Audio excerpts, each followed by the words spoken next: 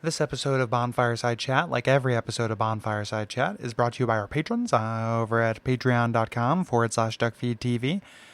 If you would like to support the show, if you like this show, if you want to support the network, it's a very exciting time.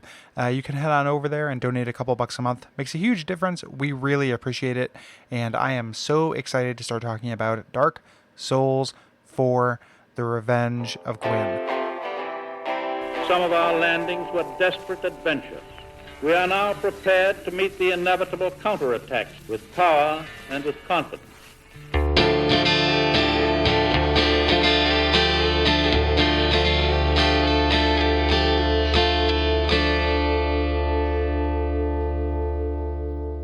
Ah, another one roused from the sleep of death.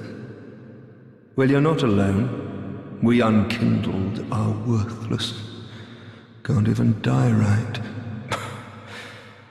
Gives me conniptions. And they'd have us seek the lords of Cinder and return them to their moulding thrones. But we're talking true legends, with the metal to link the fire. We're not fit to lick their boots. My name is Gary Butterfield. My name is Kole Ross. And you're listening to Bonfireside Chat. It is a Kindled favorite. And this week we are beginning our discussion of Dark Souls 3 proper by talking about the generalities and then talking about the tutorial world and the hub world. Yes. Yeah, this is, and we're just the two of us. This is the tradition. We always begin and end the season by ourselves. Next episode, when we get into the first proper area, is when we will have guests who are still being lined up. But yeah. So this is just us, and we're going to be, we got a spoiler policy, and we want to run it by you again, because just want to be super clear about that. Yeah. This is the first episode that will have anything that I think would really constitute a spoiler, other than what would end up in our review. This is actually about the content of the game. Yes. And what we do is we talk about the area, the things that are in that area. We will reference things that happen in the future as they relate. Oftentimes obliquely. We're not going to spoil any kind of big twisty type things, and we're not going to spoil things that you don't have access to at this point in the game. So this is a hub area. If you played other Souls games, you know that NPCs will end up here. We're not going to talk about every NPC quest line that ends up in this hub. We are going to talk about the ones that are available right off the bat, and then touch on those NPCs as we get there. And this holds true until we get up to Ithiril. At that point, everything is kind of on the table. You guys have had months to catch up with us, and we assume that everybody wants to hear everything. Yes, and we will, as that wall draws closer, remind you about that, because eventually anything we say could become a spoiler. Yeah, and if it gets too torturous to dance around something on the way up to it, if we have to,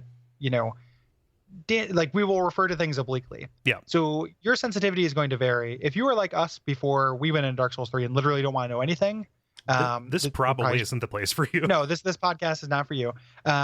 So if we drop a name of a boss that comes later without actually spoiling the lore of that boss or the mechanics, that has to be okay. Or rather, I mean, it doesn't have to be okay with you. It's part of the price of admission. That's what we're going to do. Yeah. So it's not going to come up too much here, but just as an FYI. Yes. So let's jump right into the content of the game. We always begin each of these seasons with with kind of the generalities. Dark Souls 3 for the returning Souls player, right? Yes. And one of the things that is most refreshing about this is that it is a Dark Souls game. It is not a Bloodborne game. It has a couple of similarities to Bloodborne. I think they're pretty minor, actually. I mean, our mileage can vary. I've seen that. I feel like it's been exaggerated a lot, but it's a little bit closer to Bloodborne than Dark Souls 2 was. But it is slow. It is as slow paced as you want it to be, methodical. It feels like Souls. Yeah. It does not feel like Yharnam. Right. And you're going to benefit because of that similarity. You're going to benefit coming into it with Souls knowledge, specifically with knowledge of Dark Souls 1 for both mechanics and some kind of lore stuff. But this knowledge can work against you because Dark Souls 3 in particular, kind of like Dark Souls 2 was, but to a much less extent, much smaller extent. Dark Souls 3 takes glee in either arbitrarily deciding to reinforce your expectation in a familiar situation or subverting it. Yeah, it's not exactly the same. So I cannot imagine the player who plays this without playing Dark Souls 1 unless they totally don't care about the story. That I feel like it's necessary. This is a direct sequel. But play wise, I mean, it also feels a lot like Dark Souls 2 as well. So I think that's going to serve you pretty well, in addition. So death and health are different. Dark Souls 3 handles the way the health, works in a different way. You no longer hollow, unless you actually want to. That's part of an NPC quest line that we're going to talk about. Instead, you start out as something called unkindled. And this gives you a standard health bar. And then after killing a boss or using an ember, which is kind of the equivalent of humanity, or helping somebody else in co-op, you become kindled and get an extension to your health meter. Yeah. So in the past, when we had the hollowed state, we used to always say like, oh, well, think about the unhollowed, or in Demon Souls rather. Yes. We used to think, oh, think about your human form as a buff rather than a detriment when you're not in it. This actually makes that the text. Yes. It is a buff to be human. And it very much changes kind of the timbre of that mechanic a little bit. I have not seen people complaining, much like I did see people really kind of grousing about the half health in Demon Souls. It presents it in a much more humane way. I think that's part of it. I also think that the Demon Souls being the first in the series, like it was kind of a new idea. Yeah. So I think it's partly that presentation and partly just not being used to being penalized. Yeah. In that way. And this also gets away from Dark Souls 2's diminishing health bar as you die successive times. Yes. It doesn't have that poor get poorer kind of sense. Yes. One thing that I want to make as a blanket statement for the season is I'm going to end up saying humanity instead of ember. Oh yeah. And I'm going to say just human instead of kindled. And just like we called Blood Echoes souls in the Bloodborne section. Like we're just going to do it. So please understand what we mean. Yep. Yeah. Yep. So this also is important because being kindled allows you to access multiplayer. So you cannot summon unless you're kindled, and you can't be invaded unless you're kindled, either by NPCs or by other folks. And these invasions are pretty chaotic because you've got these covenants that are returning, most of which have all of which actually have a relationship to the multiplayer. And you can have not just somebody who's there to kill you, but somebody who's there to kill the person who is there to kill you, much like in Dark Souls 2. And then additionally, you will have people who are there to kill both of you. That extra level of complication kind of turns what used to be, this one person ganking into an all-out fracas. Yeah, it's definitely a step up in complexity from 1. Similar to 2, a little bit different and kind of a change. And this is tied into covenants. So since Bloodborne, covenants have returned. Bloodborne kind of reduced covenants down to their simplest essence. In this one, we have, several different covenants. They all relate to multiplayer, as we mentioned. We're going to talk about the specifics as we reach them. But in kind of talking about the changes that come in general between Dark Souls 3 and Dark Souls 2, the covenants to me felt less complicated. There is one kind of wild card covenant that they added in, but there's nothing quite as weird as like the Rat Bros. There's no PvE covenants. Those aren't there. So it's a lot of just like forest gankers and then like protectors and attackers. Right. So it's in a weird way, it feels like it is more simple and nothing as weird as like grave lording. There's nothing audacious in the covenants. And I think that's kind of a bummer to me. It feels very conservative. Yeah. And I think that was a reaction to Bloodborne. Like Bloodborne kind of took it down to its base elements and they were like, hey, this works. This is fine. We want to have more of these for flavor. And the flavor is all great. And that's what we're going to talk about when we get to them, because the covenants have some of the coolest ideas around them and set pieces as far as lore, I think. But mechanically, it is a real, like, this guy's going to attack you or this guy's going to defend you. And then there's the one weirdo covenant, which is really cool. Yeah. But it does, again, nothing feels quite as crazy as like, oh, I get to make a fun house or, oh, I get to, there's nothing quite as cool as grave lording in here. Yeah. And some of these covenants are tied into NPC quest lines, which are back and are very, very convoluted. When I say they're back, what I mean is they stretch throughout the game as opposed to being like Dark Souls 2's like intra kind of spoke quest line kind of things. Here you have several complicated quest lines that are very, very easy to mess up without a guide. I'm not going to make an incredibly sweeping statement to say that everybody is going to end up with an empty and sad world, but players going in blind who don't know exactly what to do to trigger this are going to find a lot of corpses and not know why. Yes. It is, and this was something, there was one or two really long quest lines in Bloodborne that were complicated, but this has a half dozen, it feels like. Mm-hmm. And I think that this kind of lends into a generality that this game is meant to be played multiple times through. Oh, yeah. I don't think you're meant to see every quest line on your way through. And there's explicitly one of them that's kind of mutually exclusive with another. Mm-hmm. I think you can kind of, if you time it right, you can do both, but it's difficult. This is, with the New Game Plus kind of ring cycle stuff we were talking about, not the ring cycle that is, I mean, there is a ring cycle, it's an opera, not that ring cycle, the Chloranthy ring plus 2 ring cycle that there is. With that, and with the idea that there are more endings to this game, without actually saying what happens in the endings, there are more of them. I think more than any other Dark Souls, this is meant to be played multiple times. Yes. And this NPC complexity ties into that.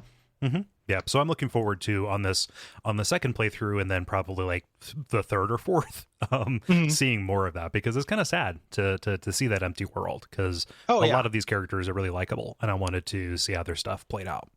Yeah. And then the other, I mean, there's even more to that as well. We'll get to it in a little bit, but like the level design is really dense in a way that suggests multiple playthroughs. Oh, yeah. The entire game is denser than it is wide. Mm-hmm. Mechanically, dual wielding is out.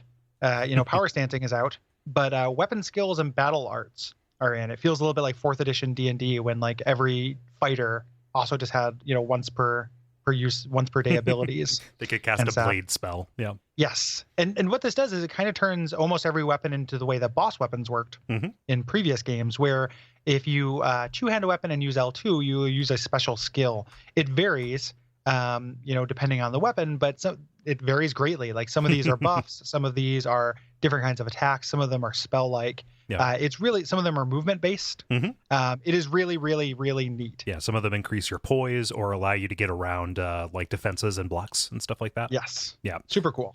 So it brings a lot of variety into any individual kind of weapon that you might choose. Like it puts a lot of importance behind that.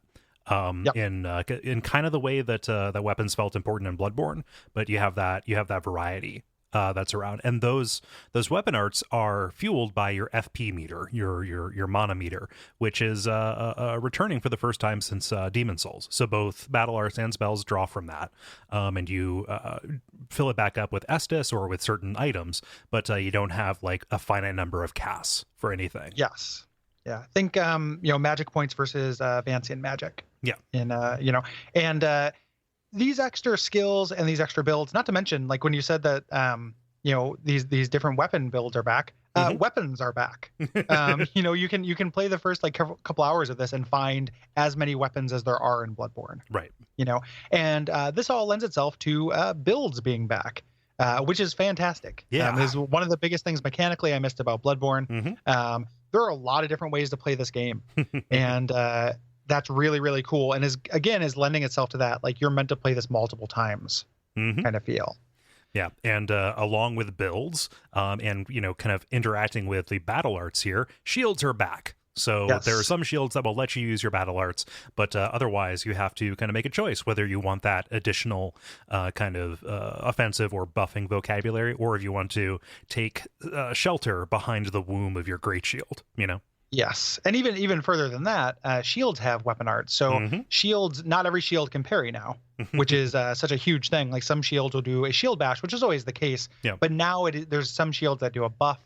There's some shields that have kind of special properties. And this means that, you just have an immense amount of control over your vocabulary moving through the world in a way that is additive rather than subtractive. This is the part of the series or the game that widened rather than deepened. Yes, I feel like definitely, and that's great. Like Bloodborne, like every weapon had like a gabillion moves, and they had those amazing little silhouette guides in the Future Press guide and stuff to what your weapon set was. Here, it's like it's not quite that deep for every weapon, but because you're controlling your entire character and controlling whether you want spells or miracles or pyromancies or what have you, your tool is like it's just a Swiss Army knife that is like a nightmare of it's like an inside out mouth. Yeah. It's just teeth and claws everywhere. And it's kind of great. Like, pick 5, and kind of move forward. Yeah. It's pretty great. And you can take those weapons and customize them. And it's about as varied as it's been since Demon Souls, with lots of different infusions you can perform. And because, again, the way that this adds on top of the variety, I found myself kind of maintaining, again, that Swiss Army knife, I like a back kind of arsenal that I would switch between as the situation demanded, which, coming off of Bloodborne, where you were just kind of fixed into one track, really made this feel like more of a strategic kind of thing. Yeah, so especially in the end game, I think the weapon kind of improvement curve is pretty harsh. Like it takes a very long time before you can buy upgrade materials, and very, very long before you can buy kind of high end upgrade materials. But you're kind of encouraged because of that to have a wide variety of weapons that have different elemental affiliations or specialties, and keep them. Which is something they try to do in Dark Souls 2 as well, but the way they did in Dark Souls 2 was through durability and attrition. This way it is actually through kind of, in a positive sense, a positive framing, and that's probably for the best. Wow. Like, so they're running down these generalities between the way they frame up health and the way they frame this. They're taking so many things that used to be negatives and punishments and turning them into like incentives to play. Yeah, it's like it was run through a corporate workshop, or like it was run through a team building seminar. I'm just picturing somebody trying to fall backwards onto a Dark Souls 3 disc, hoping it catches them. Yeah. But catch me.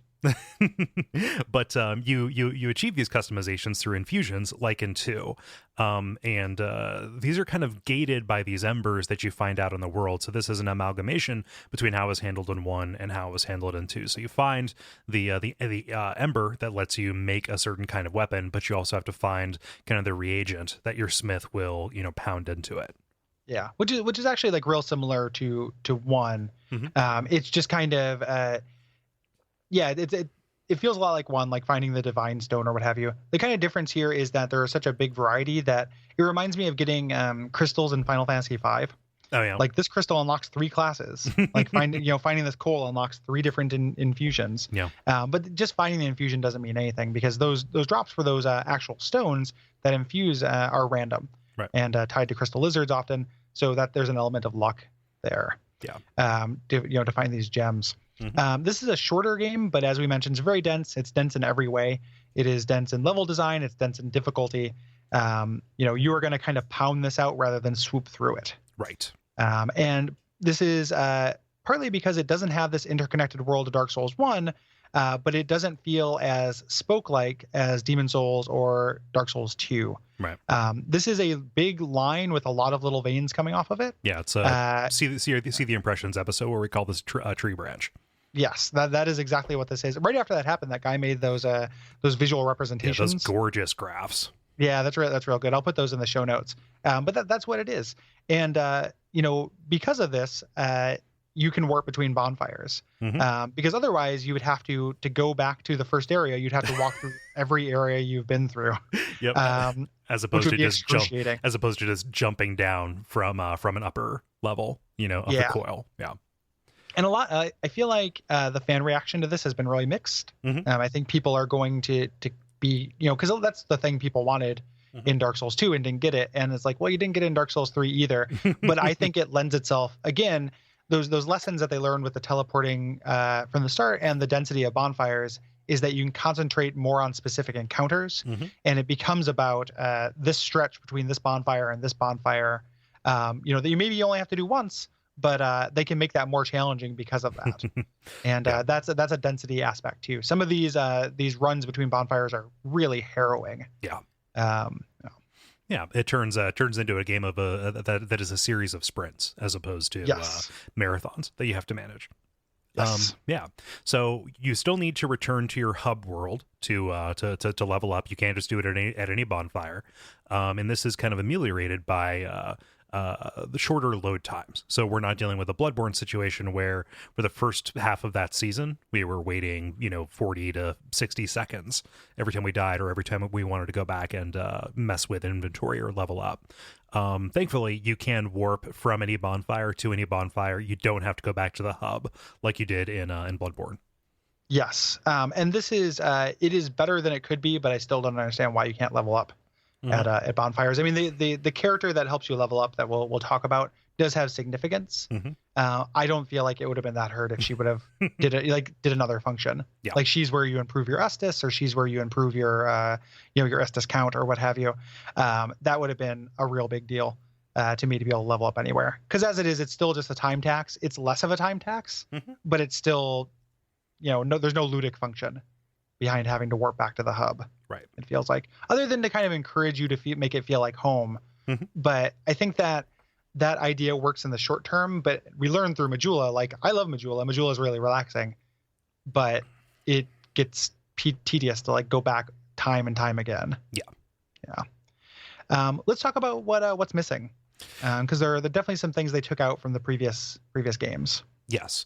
So there are no bonfire ascetics, which I know that you and I were both kind of hoping for, that ability to kind of roll your own difficulty for an area, or to go back and see content without having to roll all the way from the beginning back up to that spot. I think that's a pretty big loss. It sucks. Yeah. Like, who didn't like bonfire ascetics? Like who like thought that was a bad idea? It was so useful for, like, not just for the show, because, like, I want to go and revisit a specific boss, and that's going to get harder and harder as the season goes on. To talk about one of the late game bosses, I might want to fight him a couple times, and now I'm not able to do that. It would have allowed us to kind of spot check the differences between New Game Plus and New Game. And it was like really useful for just like gaining souls and stuff. Like, if you're just, I need to get this weapon in a certain kind of shape, ascetics were kind of my go-to for that. And I really missed them. I think that was a great item and a great idea. There's also no chalices, so it kind of balances out. Was there some kind of like Sophie's Choice you had to make? No chalices or no ascetics. You must choose one, Butterfield. Miyazaki came to me in a dream, and he spoke to me in a language I didn't understand, and then I just like kind of shook my head diagonally, and that meant no bonfire ascetics, but also no chalices.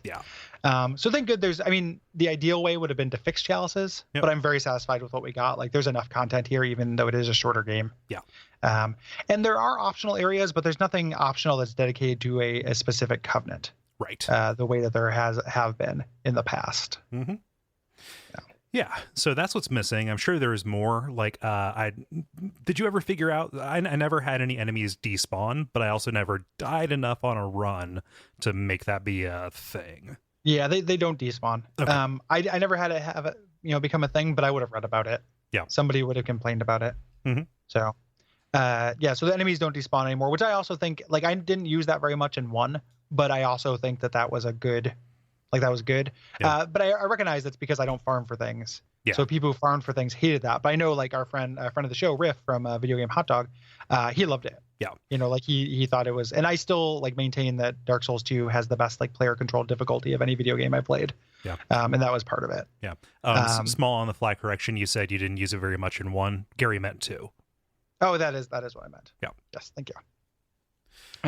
As we kind of allude to a little bit, we still don't know what New Game Plus is like, and whether it's closer to Dark Souls 2 or Dark Souls 1.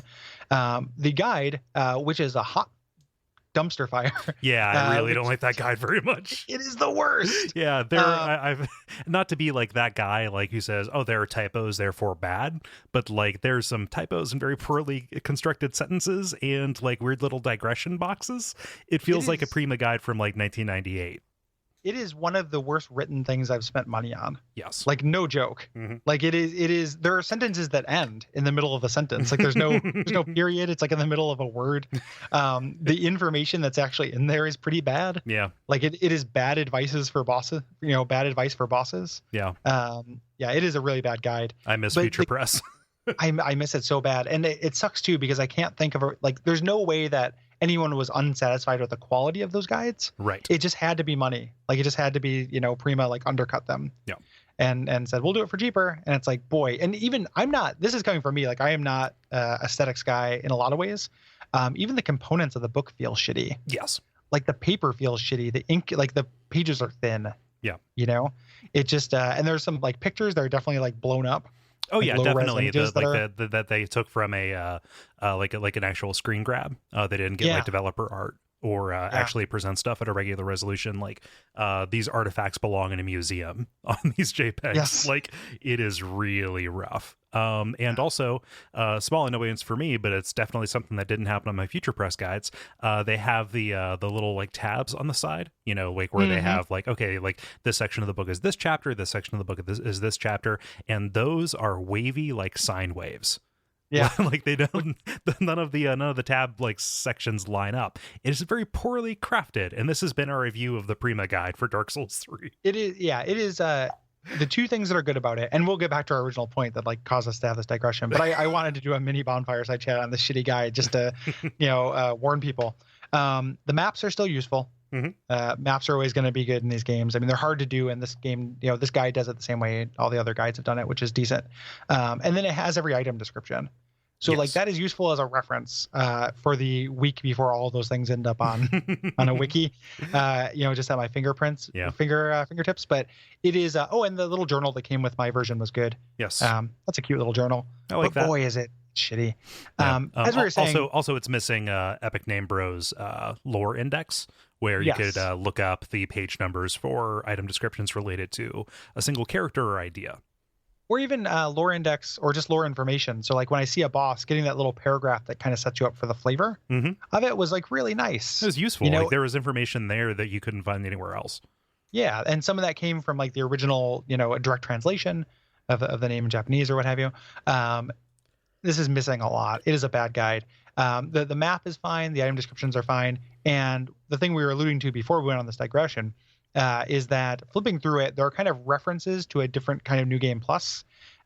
Mostly it seems to be finding different rings, finding different kind of pieces of equipment. We don't know if there are any actual gameplay differences like there are in Dark Souls 2. Yeah, I'm still getting my furthest along character ready for New Game Plus. Yes. If that's missing, I will throw that up on the regrettable missing section. I wanted them to take that further in Dark Souls 2, but it was welcome that it was there. Here it's it's kind of a bummer that it's not here. So let's get into the introduction of the game, and let's do it with the let's cut in that dialogue. Yes, indeed. It is called Lothric, where the transitory lands of the Lords of Cinder converge.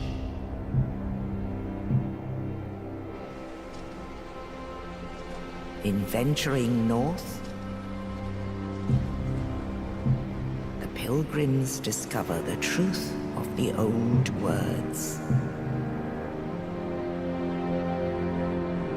The fire fades, and the lords go without thrones.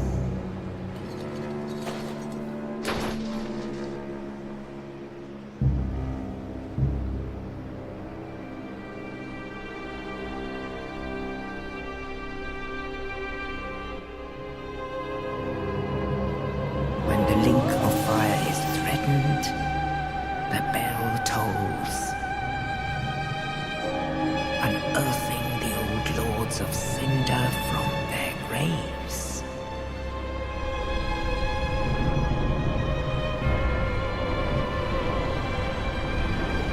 Aldrich, saint of the deep,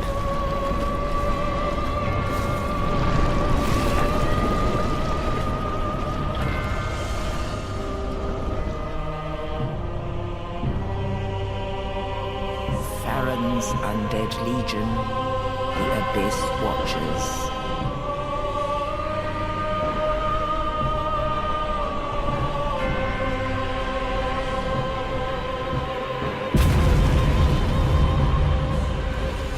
And the reclusive lord of the profaned capital.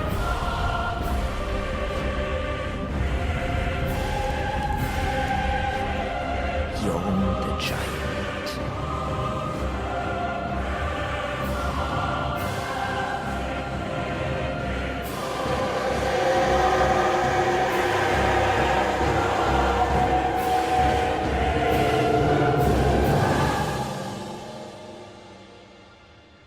Only in truth, the lords will abandon their thrones.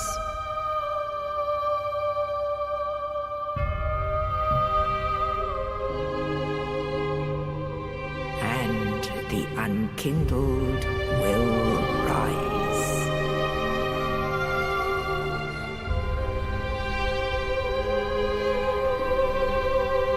Nameless, accursed undead, unfit even to be cinder. And so it is that ash seeketh embers.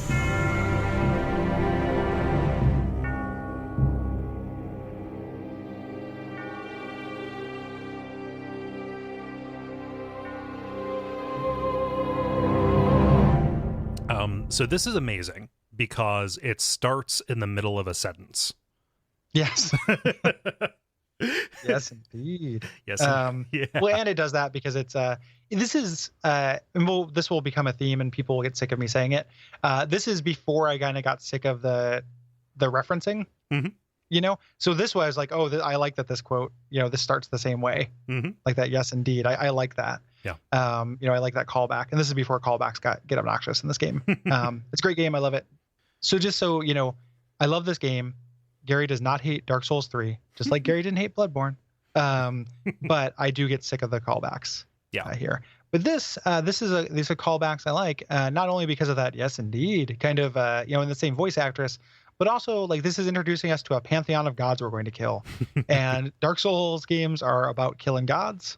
And I like these little like, you know, sizzle reels of these people I know I'm going to meet. Mm-hmm. That you get the name, you get this little image that kind of fires your imagination well before you actually know anything about them. Yeah, to the point where I had to make a point to go back and watch this several times throughout the game, just on YouTube, so I could remember it, because I didn't want to have a situation where I like, where the hell did this guy come from? And no, he was set up from the beginning. Yes. Yeah. And all three that we see are pretty evocative, right? You know, we have Aldrich. He's just this roiling black blob that overflows his coffin. Yep. It was super cool. Yeah. I like Aldrich. We get Farron's Undead Legion, who are the Abyss Watchers. And these guys kind of, you know, they kind of look familiar. You know, they have these tricorn helmets and they're propping themselves up on their sword. And I already like that it's not an individual. Mm-hmm. It's like an organization. Yeah. And that's kind of new and different. Yeah. I like that all of them decided to kindle. Yes. Together. Yeah. It's like a lottery pool almost. Yeah. It's the fantasy football league for kindling, and it was a tie. Yeah. And then we have Yorm, who is a giant, and he's from a place called the Profaned Capital, which is an amazing name. Yes. And it's kind of the first area name outside of Lothric that we get here. And he is a Dark Souls 2 giant, and he stands up and then just lights on fire himself. He goes full Human Torch. Yep. And so we've learned they've abandoned their thrones. The unkindled will rise, and the nameless accursed undead, who are unfit even to be cinder, will do their thing. And so the bell tolled because the fire got low, right? Yes. Like this is the cycle continuing. The bell tolls, and then the lords are going to rise up again, and they have to go back to the throne, but they don't want to. Yes, and that's going to be our job, and we're going to learn a little bit more about that when we get to the hub. Mm-hmm. Yeah. We also get a shot of these amazing pilgrims who are marching from Londor.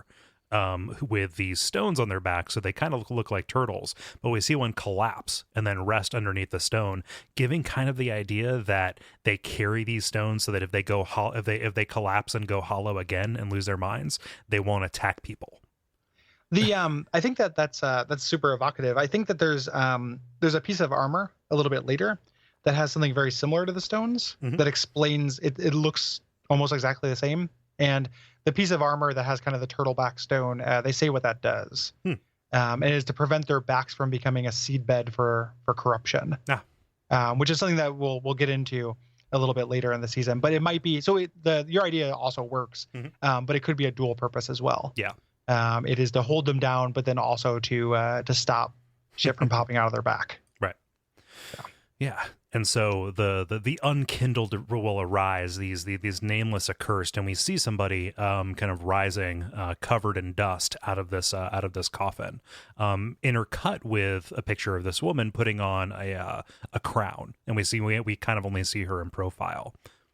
Yes, and we're gonna meet that woman, and we're gonna meet this guy because that's us. Yep. And so we start out in the Cemetery of Ash, And your character, you stand up, you get out of this grave, and you're covered with ashes. Yeah. And this is our tutorial area.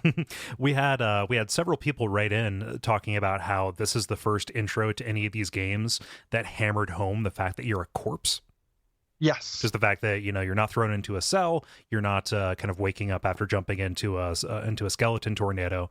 You are just standing up out of a grave. Like, this is where you belonged, and everything from the get is unnatural.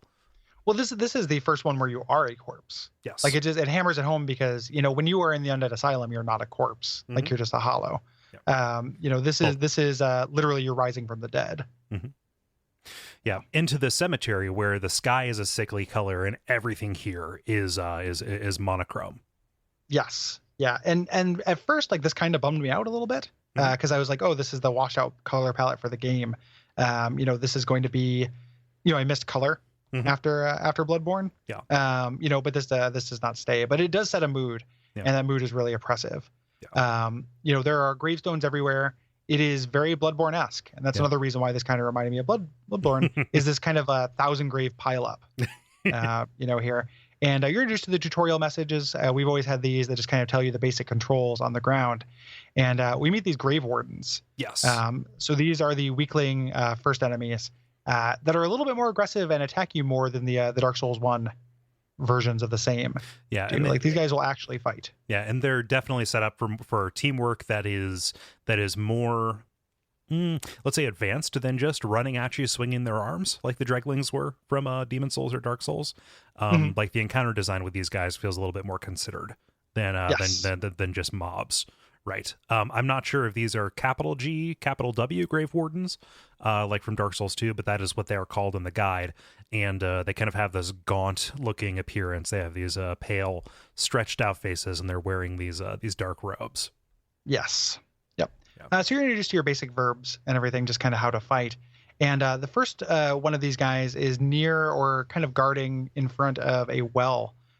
Where there is a character who looks a lot like a little bit like Oscar. Like, there's a knight there who has an Estus flask on him, but it is not a normal Estus flask. No. And that introduces the kind of big mechanic that we are going to talk about that we didn't mention the generalities because it was going to come right here. Mm-hmm. And that is the interplay between your Estus flask and your Ashen Estus flask. Yes.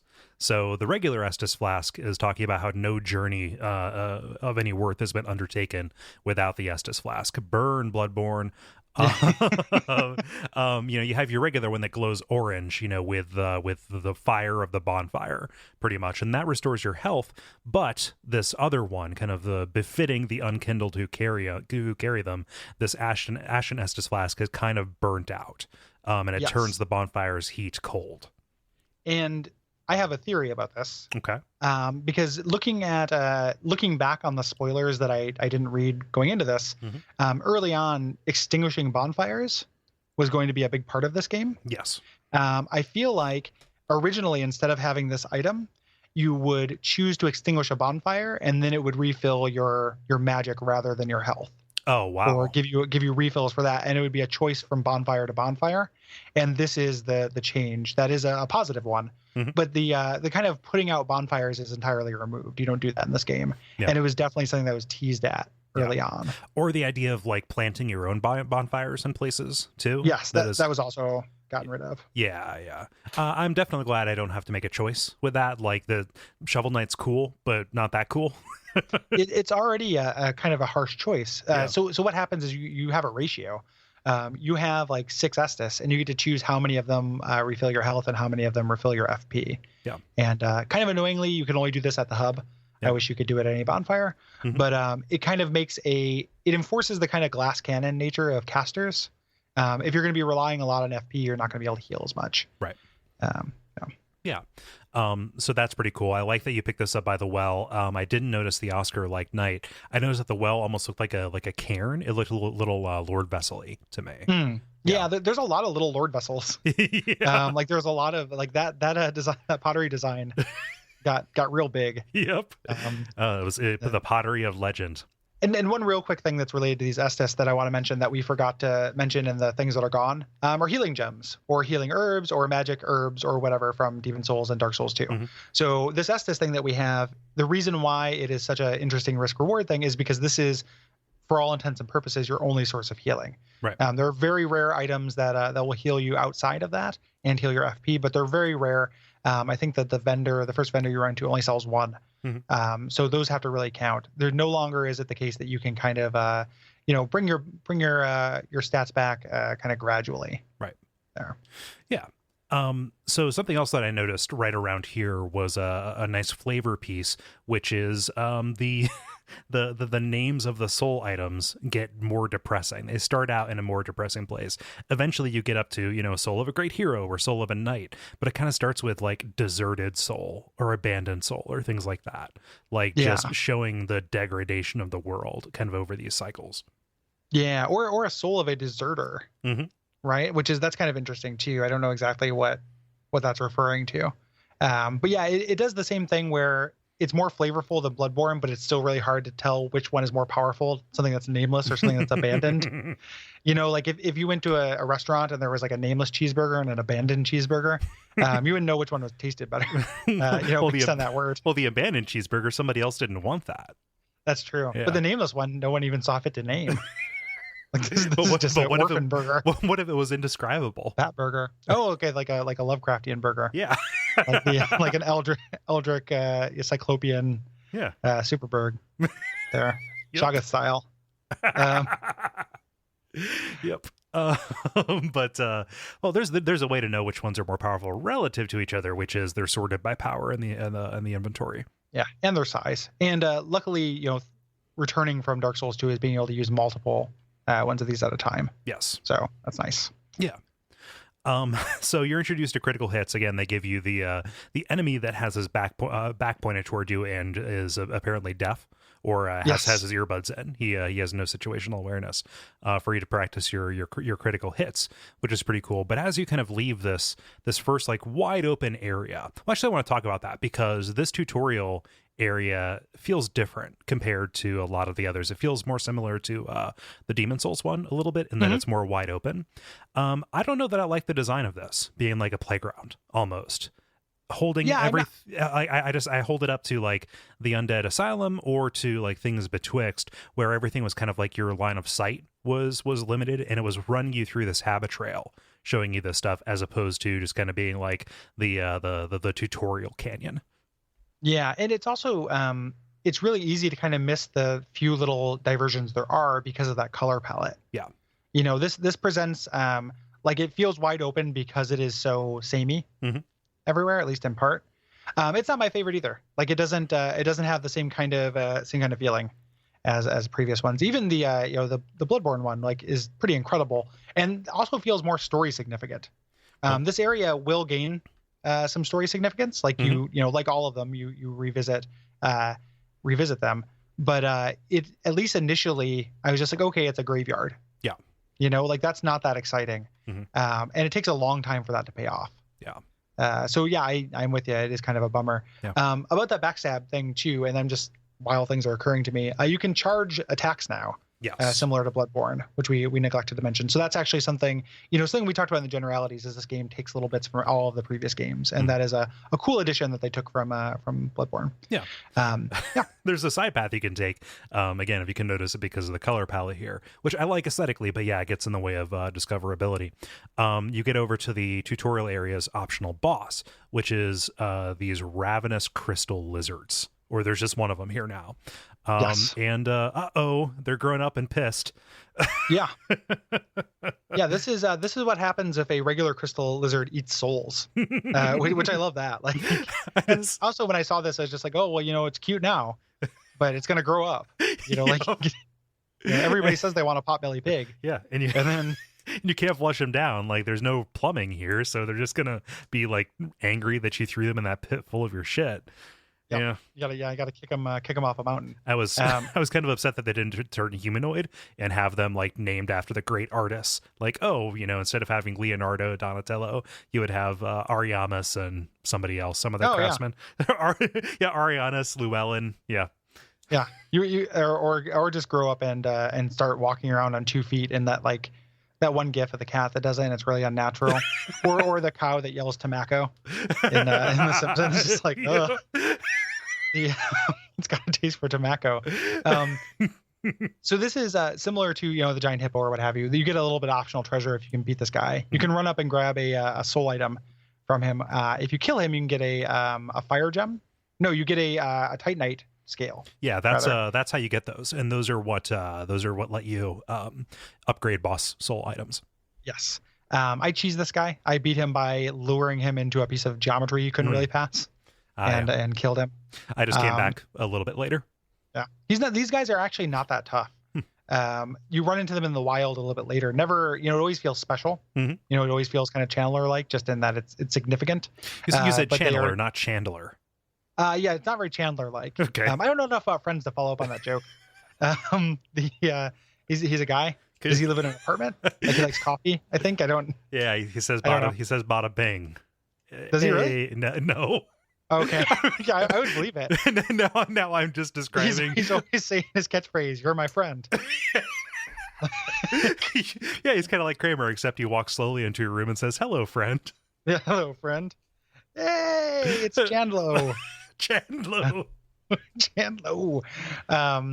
Yeah, it is like Chandler, so it's significant when they show up, but they're easy to fight. Yeah, you just kind of tour with them. Something that's kind of cool here, and then when they show up later as well, the area where they're at is always kind of corrupted with crystals too. Yes, so you can kind of tell a little bit before they show up that they're around. Yeah. Yep. They do an attack that kind of shoots crystals up from the ground. Mm-hmm. I was terrified to touch those because I was thinking of Seath, but they just break. Yeah. Just hit them. Yeah. So don't be scared of those things like I was. Yeah. I love the return of crystals in this game, actually. Yeah. It looks really cool. And I love that ice magic made an appearance. Oh, yeah. So finally cryomancy, like I've been begging for forever. Yeah. So after you get out of the graveyard, on the way into here, you have to walk through a little patch of deep water, which shows you how that influences your movement. Yeah. And there's no rust iron ring, as far as I know. Yeah. So deep water is always going to be a pain in the dick. Yeah. So after you get past the graveyard, you get to the Ashen Cliff, this little cliffside area that you can kind of look up at these parapets of this gigantic walled castle. And for infinity around you, outside of that, there's just kind of snowy mountains. Mm-hmm. Or is it ash? Oh, hey, yeah. It is. It's very beautiful, though. Yeah. The kind of gorgeous view ahead kind of thing holds true in this game. Yeah. Skyboxes, man. Skyboxes. Yeah. This game has tremendous skyboxes. It has my favorite skybox in gaming. Yeah. Which we'll get to. In several months. Yes. And in the distance, we have our kind of Disneyland castle. We have this mostly intact building that's sticking out of this outcropping that rises up almost as high as the walled castle that we see around, that we look up to, and that is where we're going to be heading right now. Yes. So you rest here and you get a gesture by setting at the bonfire. So we get our first bonfire, and then similar to every Souls game, if you go down, there's some fire bombs kind of on a ledge. This is introducing you to a guy with a spear here who's guarding, who's being covered by a guy with a crossbow. Yeah. So they're introducing, and there's a general kind of ramping up of the tactical complexity here in this tutorial area that was not in previous games. In the Undead Asylum, there wasn't this kind of like characters covering each other like this. This is harder. Yeah. Not that it's hard, like it's very easy, but it is. It feels like the difficulty is starting at a little bit higher point than previously, and it is assuming some previous knowledge of the series. Yeah. To kind of be successful. Like, so in previous games, they would have probably introduced something like this a little bit later on. They wouldn't have done it right out the gate with a very narrow walkway that you can just fall off of as you're trying to worry about not being hit by either of them. They would have introduced it in their equivalent of the Undead Burg, and they do that in Dark Souls 1, whereas our equivalent of the Undead Burg is actually like pretty tough. It does not feel like a tutorial area at all. No. When we get there, so. Yeah. So you eventually walk down into this large circular arena, right? We have this terrifying tree off to the left with exposed roots. It's kind of growing out of the side of a cliff. And again, we have that steep drop off into the beautiful mountains at the right. And at the center, we have, some water and this knight who is kind of like kneeled down, and it's got this large pole arm that has kind of like some spirals on it, and this massive undulating tentacles on his back, and he is skewered with this spiral sword. Yes. And as soon as I saw this, I tried to go past him. Me and too. You couldn't. And I was like, yeah. And I was like, oh, okay, I'm going to have to pull that fucking sword. Like, obviously, this is a boss. Yep. And we're introduced to probably the hardest first boss fight in a game in Dark Souls. Udix Grunder.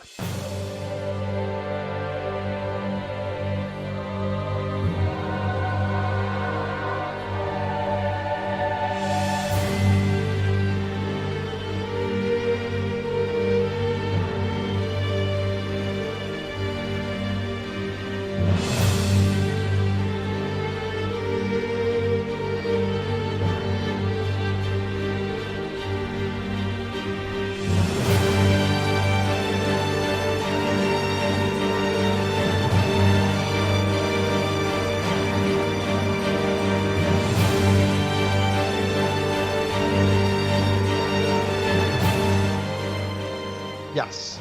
Yeah. I mean, given that there isn't one in Bloodborne, really. Yeah. I was trying to, other than that werewolf, but that's more like the optional kind of crystal lizard thing. Yeah. And I guess a lot of people had trouble with the cleric beast, but like this right here, it is a very harsh awakening back to a Dark Souls style boss fight.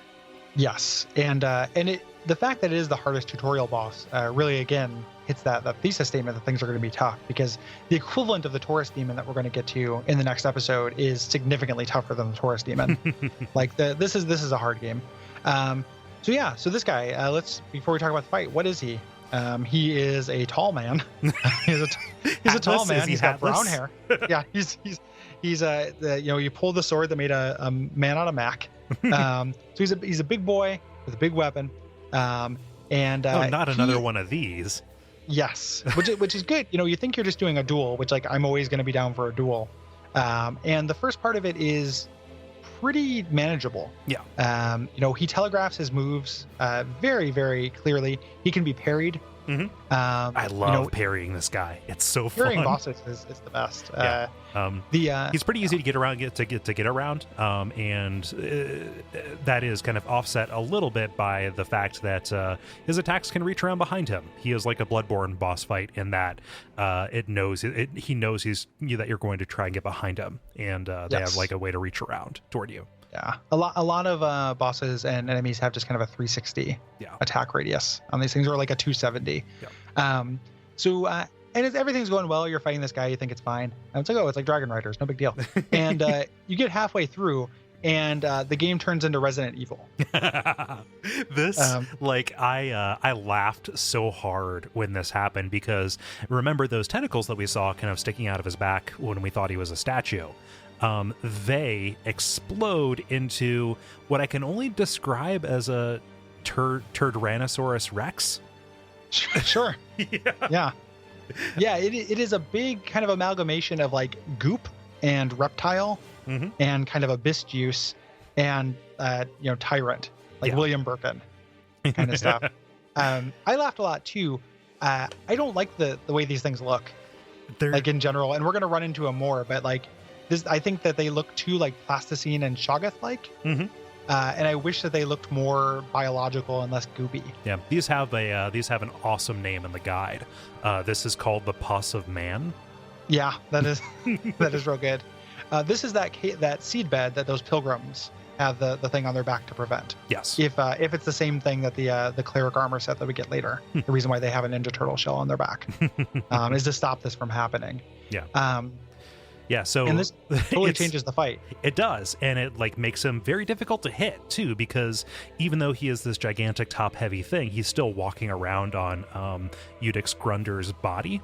When you saw Udix Grunder, did you think it was like a Star Wars name, like a shitty Star Wars name? A little bit. Like I thought Udix Grunder. I saw Udix and I thought like, oh, that sounds Latin as fuck, and it is. Yeah. Udix means judge. Yes. And Grunder is the part between your grundle and your butthole. So like it's the ledge. It's like Grunder's paradox. Like every point between that and halfway between that and halfway between that has a different name. Grunder's paradox. You can actually never quite get to the grundle. You can only get halfway there. Now tell me about the Also, Grundle of Theseus. well, the other here's the alternative. I was gonna say is what's good for the Grundle is good for the Grunder. Uh, like I didn't have a way to fit that in, but it is as true as the day it was written. So Oh, and the ancient scrolls. Yeah. yes. So he's got that part. He also has this hand that is kind of growing out. It's like this pale skeletal looking thing that does quicker attacks, but mostly this thing, again, it looks like a big piece of shit. Is just kind of doing these smashing attacks at you. Yeah, and it can't be really overemphasized what you're saying about getting hard to get close to it because it doesn't have any kind of anatomy that you can recognize. It's really hard to predict which direction these attacks are coming from. It's hard to tell what can hurt. Yeah, yeah, exactly. What is just going to be it undulating, and what's going to be an attack and actually be a hurt box? Like, again, no need to start. Like, I love Dark Souls 3. I don't like this this second boss. I would have preferred it to be like a tougher duel than to have it be Goobak. I don't really like fighting the Goobaks in this game. Which boy, that sounds like a slur. And it was used as a slur in a South Park episode. Oh, geez. Yeah. Yeah. I didn't mean it that way. Whatever we want to call these things, these pus of man things. Like I don't really like the way they look, and I don't really like the way they play. Yeah. It's because of that, because it is so hard to even tell which direction they're facing. That moment of surprise is great. I wish that you could keep that moment of surprise, but have the thing maintain a recognizable silhouette. It's a little bit of like the Beast problem. From Bloodborne a little bit, just that like I can't read this to know what the situation is, whether it's going to hurt me or whether it's presenting a vulnerability. Yes, and that's really my problem. And before anyone freaks out about me not liking this, I think you only have to say that once. Yeah, that's true. I still hear about it though. Yeah. I still people still give me shit about quote unquote hating Bloodborne. I think the Dark Souls 3 on average has the strongest group of bosses in the series. Oh yeah. These are my favorite bosses. So on average, there's nothing I quite like as much as Artorias, but on average, I think this is the strongest set. I was just bummed out that the first one is just a big goo beast monster. Yeah. I think that kind of sucks. Eventually you kill him. Yep. It took me a couple tries, but yeah, it took me fewer tries than I thought. Like I thought that either this was going to be optional and the trick was going to be to figure out how to get around it, or that I was just done. I knew I wasn't done. Like I have to beat this game, but yes. It's discouraging. And I can't put myself in the headspace of somebody who is a Souls newcomer, facing this for the first time and then getting past it. Yeah. Yeah. I love when you kill it, the chaos stuff or the abyss stuff sucks back into his back. Mm-hmm. Yeah. Yep. And you get this item from him. He drops that coiled sword that you pulled out, which powers the shrine bonfire. And it is only given to the ash that the Udex judges worthy. Yes. And and Grunder is the champion who acts as its scabbard.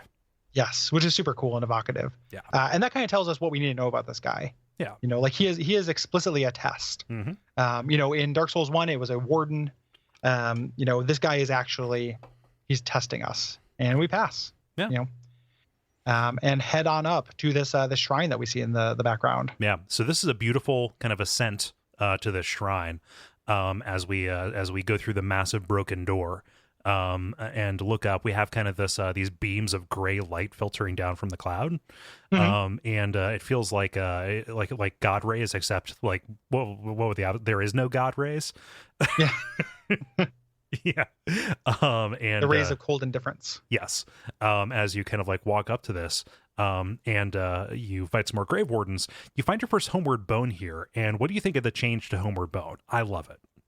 The change to homeward bone. That lets you, this is kind of generally that lets you just go back to the regular shrine. Yeah. Yeah. That's really useful. I mean, again, it just saves you a step because you could do it, but everything they can do to reduce decrease that friction, the time tax. Is useful. So yeah, into it. Yeah. So you're proceeding up these multiple paths and staircases toward the shrine. And let's do some of the stuff that's around the outside of it right now. Off to the right, we find our dog enemy. They just look so happy to see you. They're gross. I think they're gross. I think they're hard to see what's going on with their anatomy as well. Yep. One of those things where I wish I had a better guide where it'd have a really nice big blown up picture of these things, so I could actually see them. But dogs are going to be a thing in this game. I rolled for my second playthrough a pyromancer. They react really, really violently to fire, and so does Gundra or Grunder. If you hit him with a fireball when he's in that second phase, he freaks out. Yeah. And that is kind of good to know at this point. Yeah. A surprisingly large number of enemies in this game are very weak to fire. Yeah. I rolled Pyromancer the first time, and I feel like it made things a little bit easier for me. Yeah. It's still a good starting class. Yeah. So you run into this pupper. The pupper acts like dogs do in Dark Souls. Something I was thinking about when playing this is like such a funny action that is conceivable in real life but never happens. But the idea of being in real life and a dog trying to bite you and you neglecting or reflecting its bite with a shield is very funny to me. Like you could literally do that in real life. Like a dog could try to bite you. You could put up a shield. Yeah, like a trash can lid or something, I'm sure. Yeah, and the dog tries to bite the shield. Its teeth hit the shield. It bounces back, and then you could spank the pup. I just got sad. These are bad dogs. Yeah, these are bad puppers. These are bad puppies. Yeah. Over here, you find your first kind of humanity item, the Ember. And I love the description on this, talking about how since no unkindled can truly claim the Ember, it makes the yearning for the warmth ever so keen. Yes. Yeah. Yep. So more caskets, more just kind of general Bloodborne-esque environment fill. Gigantic building-sized caskets sticking out of the side. Yeah. Of the hill. And there's kind of an optional mini boss to the left. Guarding is kind of a fuck you, guarding a door you can't enter that doesn't open from the side. But there's a guy called it's the Master or the Sword Master here. Master, yeah. Sword Master. His gear is called the Master's Set, and it's great because it talks about how everybody has a story. Yeah. Yeah. It's actually like it's this is a goofy fucking game. Yep. The item description on his armor is great because it says when everyone has a story about how they're great in battle. Like these shredded rags, you could say that you dodged and the sword actually passed through them. Like it's only shredded because I barely got hit by swords, not because I like wearing torn up fucking underoos with no elastic and sleeveless tees. Yeah. Yeah. But yeah, this guy, he's tough. He's another guy I have to come back and beat later. But you might want to beat him because if you slay him, his Uchigatana is yours, which makes dex builds very viable from the get. Yeah. Yep. And other than that, you don't get anything really for fighting him other than his clothes, but it is you can do so. And he's kind of, when you say another like unkindled, like these are kind of the there's going to be a couple of just kind of humans about they are going to fight. And I feel like with more frequency than in previous games. Yeah. Where there are more things that are not explicitly invasions, they just feel like they feel like invasions. Well, it's like hunter fights. Those felt like invasions too. Yeah, it's a lot. There are a lot more of that kind of thing, hunter fights, than there were in Dark Souls 2 or 1. Yeah. And then you go into this building and you get like a real big, oh shit, okay, moment. You get a title screen or a title card that reads Firelink Shrine. Yes. Which again, I don't understand. I can't conceive of the person who's playing this without playing Dark Souls 1. Right. And I feel like the people who made this game can't conceive of that either. Because so much relies on the emotional baggage that you have to these names and kind of references. Yeah. And here it's early on enough where it really worked. Like I was just, what the fuck? That's crazy. Minute. This is not like a blasted out, flooded place perched on the side of a mountain. Well, it kind of, wait, this doesn't make it. It's the Nexus, isn't it? Wait a minute. No. What? Well, Am I back that's again? Thing, yeah. It's called the Firelink Shrine, but it looks a lot like the Nexus. Yes. If you look down to where you fought Grunder, that looks more like Firelink Shrine. Yes. Allison pointed that out. This looks like the Nexus, which is cool because the Nexus is great. Yeah, so it's like if they had decided to build the Nexus on top of the ruins of Firelink Shrine.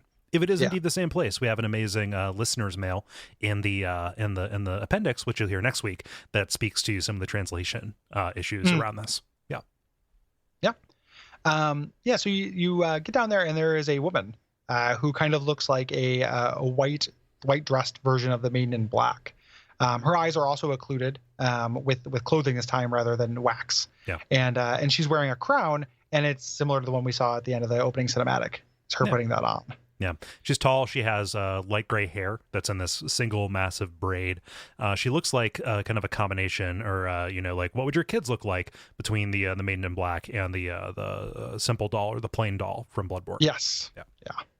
Yeah, and her dialogue is just a mashup of all of those. Yep. So let's we'll go ahead and put that in right here. Welcome to the bonfire, unkindled one. I am a firekeeper. I tend to the flame, and tend to thee. The lords have left their thrones, and must be delivered to them. To this end I am at thy side. Ashen One, to be unkindled is to be a vessel for souls.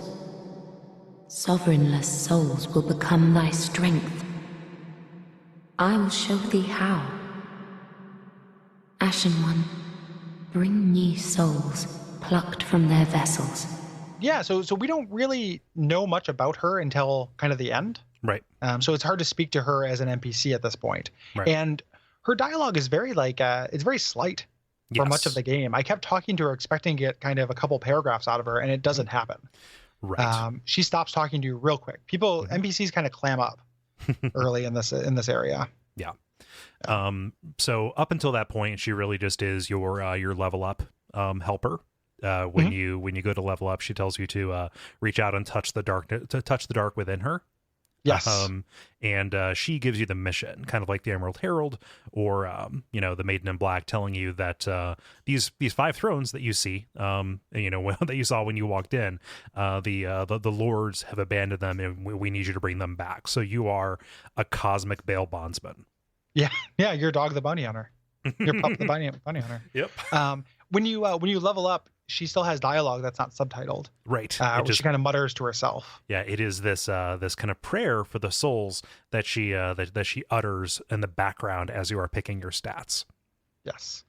And it is let these souls withdraw from their vessels, demon souls. Manifestation of disparity, elucidated by fire, burrow deep within me. Retreating to a darkness beyond the reach of flame, let them assume a new master, inhabiting ash, casting themselves upon new forms. Yeah. Inhabiting ash, that's me. Yeah, I'm Ash. Got to catch them all. Got to catch all the lords and bring them back in their little Pokeballs. Yeah. Yeah.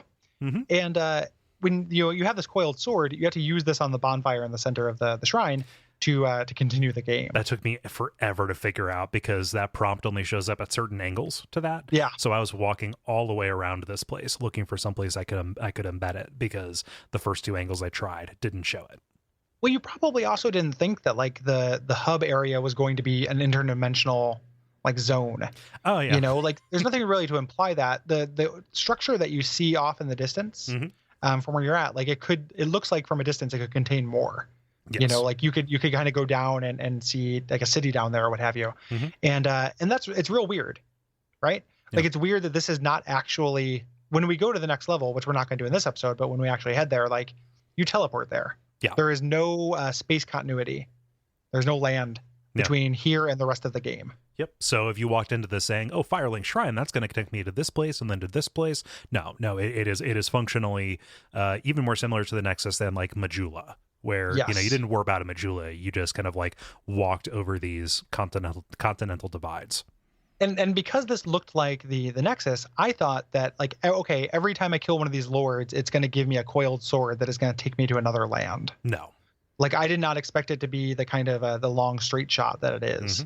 Yeah.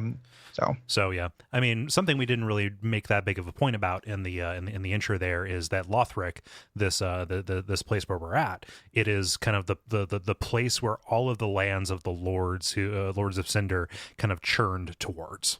Yes, they converge here. Yes. So it's like that one place where you can stand in 4 states at once. Yeah. And you can flip a coin if your husband is dealing meth and see which state you should move to. Yep. It's like that. Like it's like the corner of these different kingdoms, or they're drawn to it. Yeah. Somehow. Can't decide if it's churny, warny, or what. Yeah. Yeah. We have to come up with our rhymey thing, and other than like fan servicey worvicey, because I want to say something a little cumbersome. Yeah, and also like something about the actual game, but there's something going on if it's not timey-wimey or dimensiony wensiony or spacey-wacy. Like, I think it might be reality-wallity or something like that, which is also a little cumbersome as well. But there's something going on. Wissy, yeah. Yeah. something going on. Yeah. So let's talk the NPCs that are here now. As previously mentioned, just to reiterate, we will be coming back and talking about the NPCs as they arrive here. Yes. But for now, let's talk about the ones that come with the place. Yeah. Well, I mean, every Examples of Tide. Yep. The coupons from the post office that they get by selling your information to companies. No. So every hub world comes standard with a Crestfallen. This one has a name. Well, I suppose Solnir did too, or Salden did as well. This is Deserter Hawkwood. Yes. And he's a real bummer. He is, we unkindled are worthless, can't even die right. They expect us to go find the Lords of Cinders. What a joke. He says it gives him conniptions. Yeah, he is. Later, he says you should go do something if you have the stones for it. Mm-hmm. I think it's him. It's either him or Badfinger or whatever his name is. And I love the colloquialisms, the kind of slang that end up in Souls games when that happens. Mm-hmm. It is always funny. Yeah. This guy actually has a quest, which we'll get into eventually, but that's new. Yeah, he has a history. Like, he is related to one of the factions we're going to find. Yeah, which is really interesting. That's a first. Yeah. And much like the Crestfallen from Dark Souls 1, he kind of doubts the mission. He doesn't straight up say like, oh, they mentioned one bell, but it's two bells. But he is saying, like, as if we, people who couldn't even die right, who won't even burn, could ever think to take down these lords, who he really, like, he's discouraged because of their greatness. Yes, he describes them. Yeah, when he will, if you come back and check in with this guy, he'll describe the different lords from time to time, and he admires them even when they're monstrous. Yeah, which is kind of interesting. Like, he is impressed by power, and that actually kind of plays into his quest line when we get into it, which is super cool. The thing we didn't really mention about this is there are 5 thrones around the middle. And this is where we're going to return these lords, but there's one of them that actually has a lord in it, which I missed for a long time. Me too. I'm embarrassed about it. Even when I got the because you're supposed to be empty, right? And he's so tiny. He's such a little fella. He is a tiny little pupper, and they tell you that they're empty. Mm-hmm. Like, I didn't find it until after I already got the item that he wants. Is that what you were gonna say? Yeah, I was gonna say that. Like, even like it was a while after that. Actually, yeah. I was embarrassed when I found out about it. My roommate who had been, I don't know if he just noticed it or he was like reading wikis, but he's just like, yeah, you just give it to him. And I was like, give it to who? Was he always there? Yeah. And I was like, oh shit. And then I went on my second playthrough, I noticed him because he is tiny, and there is, and this is, I recognize this is probably more my problem than anything else, but current console generation, there is a visual noise thing that I don't know if it's interacting with my color blindness in a weird way, but it is harder for me to pick things out on the PS4 than it has been on any previous console generation. This area too, with the lighting, there are NPCs who just were tucked away in corners or hidden in a shadow, or were interacting with geometry that was as complex or more complex than them, that they do get lost against. As a person who can see most of the infrared and ultraviolet spectrum, life is a swirl of hellish colors for me. I still had that problem. Yeah. But yeah, this is Ludleth of Corland. Yes. And I had to look up to see if Corland was a land that we knew about, and I don't think it is. It's not. Yeah, Corland's new. This guy has a real goofy way of talking. Yes. He's really leans into those these and thous and like Yoda speak. Yeah. But Ludleth is a badass. Yeah. He's so great because, of the Lords of Cinder. So he has already undertaken the quest and done it despite his poor stature, but also he's the only person who like understands his inheritance. Like, he knows what his duty is, right? Yeah. So even despite the fact that his legs don't work, he invites you like, hey, look upon my withered corpse. Should we say what a Lord of Cinder is? Oh, like it's said at the beginning. Yeah. I mean, like, but spell it out in Dark Souls-y, like spell it out in plain language. Yeah, let's do that. As it relates. Yeah. The Lords of Cinder are people who link the flame. Yep. Previous to this. So these are, this is explicitly Dark Souls 1. As we mentioned, it is a sequel to Dark Souls 1 directly. People who linked the flame in the past become these Lords of Cinder. Mm-hmm. And they're needed again. They're getting the A-team back together. Yeah. And this is Murdoch. And Murdoch's back because he's a wild card. That's Ludleth. Yep. And fucking Hannibal is out there partying in the profane capital. So yeah, so you need 5 lords to kind of reenact this initial kindling to keep it going. Yes, and like in inflation. like 8 months, I'm going to talk about that. Yeah, that is that's really, really important to my interpretation of the ending where I'm at now. Yeah. So, yeah. But you talk to him and he says like, yes, I know what my purpose is. And he has an amazing line. I think one of my favorites in the series. I may be but small, but I will die a Colossus. Yep. Fuck yeah, man. Greater good. Eventually, once we find an item for him, he will become our boss soul vendor. Yeah. He will turn boss souls, he calls them twisted souls, into toys for us. Yeah. Which is great. Not yet. When you first come in, the entire time you're in here, you're hearing this blacksmith hammer. Ting. That has a Pavlovian kind of feel Ting. to it. And Ting. in the distance, you see the shock of hair, and you're like, oh wait, that's Andre. And so I had that. And this is very early, but this might have been the point where I was like, okay. Yeah, something's up. Somebody's trying to pull some wool over my eyes. Like something's trying to pull some wool over my eyes, and like, why is this person here? And then I still don't know. Yeah. It is, yeah. So other than just to feel good about our old buddy being back, like we got the voice actor back. It feels good. It does feel good. Yes. You know. So here's Andre. He is very similar to Andre from Dark Souls 1. Yeah. Andre 3,000 years later. Yes.